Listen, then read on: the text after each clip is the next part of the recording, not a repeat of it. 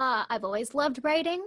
I naturally always wanted to create my own content. I remember getting my first camera. I think I was 11, and it was this giant chunky thing, and I was already writing lines to say to it and creating my own scripts. And throughout high school, there wasn't a lot of opportunity in the school that I was in to be creative in that way. So my drama teacher let me write and help write one act plays for all of the other students. And I think that was really my first introduction to screenwriting and creating my own content. And I loved it. And I was like, well, now I need to apply to do this so that I can learn more about it in an Right. actual environment where there are people who know more and can teach me. And I got into York, which was an incredible experience, a program that a lot of people don't get Get into. in. It's very Yeah. selective and very competitive, Yeah. quite scary, Oh but yeah.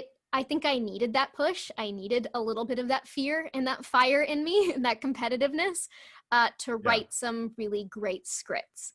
From there, I started writing critiques for films, and then that became live theater and dance and music. So I did that Ballet. for a while. Yeah. Ballet, which we have experienced together.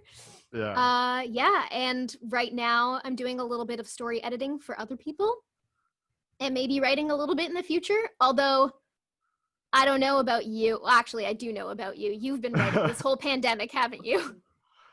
Yeah, I try to write every day. It's not been easy. Yeah.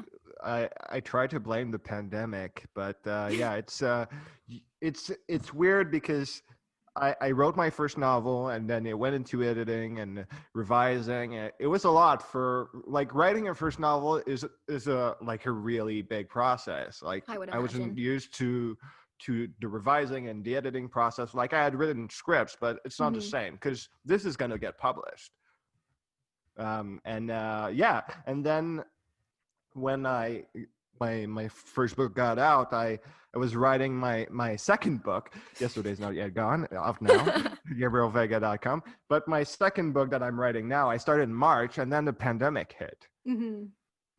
and yeah, it was kind of it's been a weird process because yeah, I don't know, it took a lot of my mind, the pandemic, and then the racial thing, the Black Lives Matter took a lot of my mind too.